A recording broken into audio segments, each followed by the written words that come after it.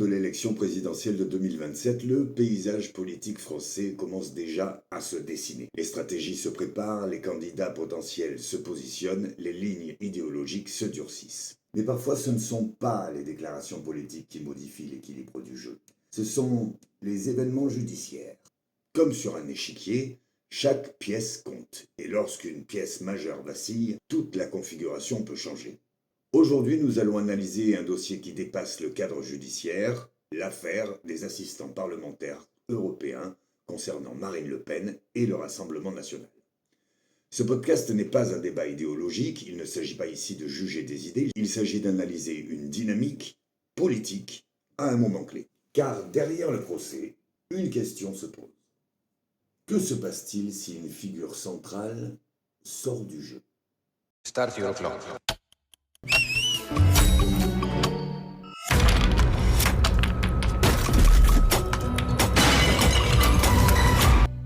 Chaque député du Parlement européen dispose d'une enveloppe destinée à rémunérer des assistants parlementaires.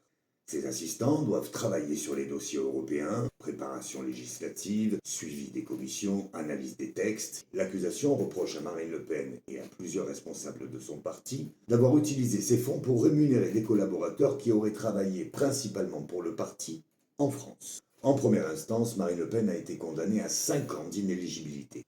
Elle a fait appel. La défense a insisté sur l'existence des zones grises, des zones complexes, des marges d'interprétation, un cadre administratif discuté. Et c'est ici que l'affaire devient stratégique. Depuis plusieurs années, elle construit un discours centré sur la fermeté de l'État, le respect strict des règles et la nécessité d'une autorité claire. Elle s'est positionnée à de nombreuses reprises sur la lutte contre les fraudes sociales, sur le durcissement des politiques migratoires, sur l'exigence d'un cadre juridique appliqué sans ambiguïté. Son message repose sur une idée simple, les règles doivent être claires, assumées et respectées. Or, dans cette affaire, la défense s'appuie sur l'existence de marges d'interprétation de zones réglementaires moins précises qu'il n'y paraît. Juridiquement, cela relève du débat devant les juges. Politiquement, cela crée une tension, car lorsque l'on incarne la rigueur et l'autorité, expliquer que le cadre comportait des flous peut fragiliser le message.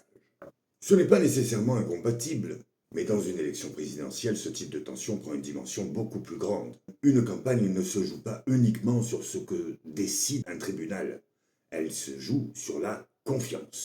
Et la confiance en politique repose d'abord sur la cohérence perçue entre ce que l'on affirme et ce que l'on pratique. En présidentielle, la cohérence, ce n'est pas un détail, c'est un socle. Le verdict de l'appel n'est pas encore connu, mais il faut regarder la manière dont la défense est présentée. En appel, Marine Le Pen ne nie pas totalement les faits. Elle ne dit pas que les assistants n'ont jamais travaillé pour le parti. Elle explique surtout qu'elle n'a pas voulu frauder, qu'elle ne pensait pas être en dehors des règles, que le cadre européen était complexe et parfois flou. Autrement dit, elle affirme qu'il n'y avait pas l'intention de tromper. Ce n'est pas une remise en cause totale du dossier. C'est une façon de dire les règles n'étaient pas assez claires pour parler d'une fraude volontaire. Dans ce contexte, certains observateurs estiment qu'une confirmation, au moins partielle, de la peine d'inéligibilité reste possible. Si tel est le cas, les conséquences seraient immédiates. Marine Le Pen ne pourrait pas se présenter à l'élection de 2027. L'équilibre politique serait profondément modifié. La question deviendrait alors, qui incarne la suite ? Le nom qui s'impose naturellement, c'est celui de Jordan Bardella. Âgé de moins de 30 ans, issu d'une génération politique plus jeune, Jordan Bardella a grandi politiquement au sein du Rassemblement national. D'origine italienne par son père, il a construit son parcours dans les instances du parti avant d'en devenir président. Il maîtrise les codes médiatiques contemporains, il adopte un ton plus institutionnel que ses prédécesseurs et cherche à élargir l'assise électorale du mouvement. Stratégiquement, il représente une continuité organisée et disciplinée du parti. Son style est plus institutionnel, plus maîtrisé dans la forme, moins marqué par une rupture historique ou symbolique forte. Son discours sur certains sujets peut s'inscrire dans des codes proches d'une droite républicaine plus classique. En ce sens, il apparaît comme une figure capable de circuler plus facilement dans un espace politique élargi au-delà du socle traditionnel du mouvement. Mais une présidentielle ne se gagne pas uniquement sur la stratégie, elle se gagne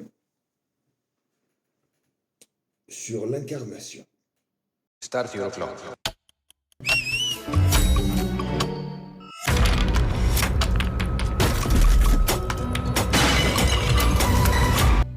Aujourd'hui, une partie du pays a le sentiment que la France ne sait plus exactement qui elle est.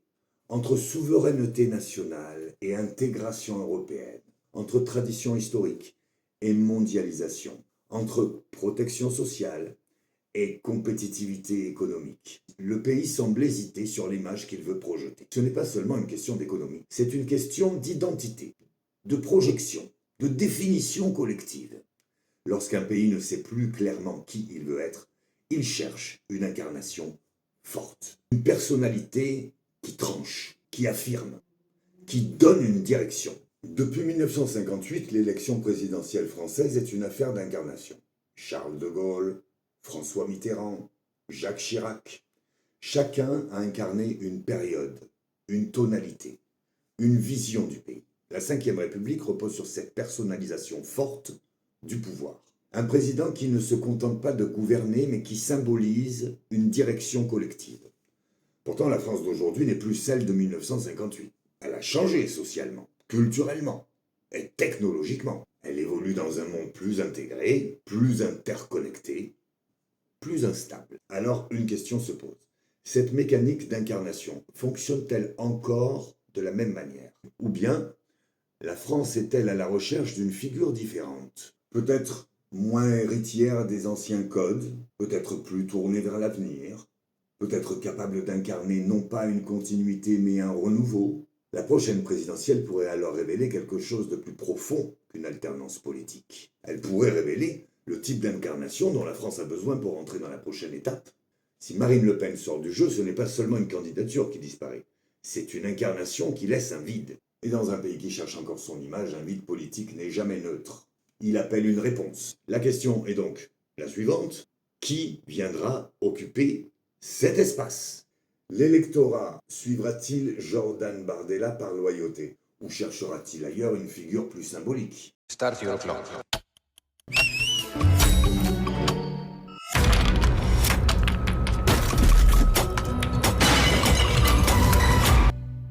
Autour de l'échiquier se dessinent plusieurs profils. Bruno Retailleau incarne une droite structurée, attachée à l'autorité et aux repères traditionnels.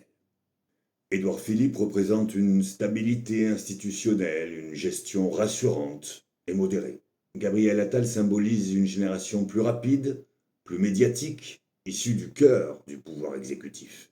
Jean-Luc Mélenchon demeure une figure de rupture, capable de mobiliser fortement, mais aussi de polariser intensément. Chacun porte une tonalité différente, mais aucun ne s'impose aujourd'hui comme une évidence incontestée d'incarnation nationale. L'affaire des assistants parlementaires n'est peut-être pas simplement un dossier judiciaire. Elle agit comme un révélateur. La Ve République est construite autour d'une forte personnalisation du pouvoir. Mais cette logique fonctionne-t-elle encore dans un pays qui doute de sa propre définition? Si 2027 devient une élection sans figure évidente, ce ne sera pas simplement une compétition de programme, ce sera une quête d'identité collective. Et peut-être que la véritable question de la prochaine présidentielle sera celle-ci. Qui pourra dire aux Français non seulement ce qu'il faut faire, mais qui nous sommes? 2027 ne sera peut-être pas une bataille de programme. Ce sera une bataille d'incarnation. Start your clock.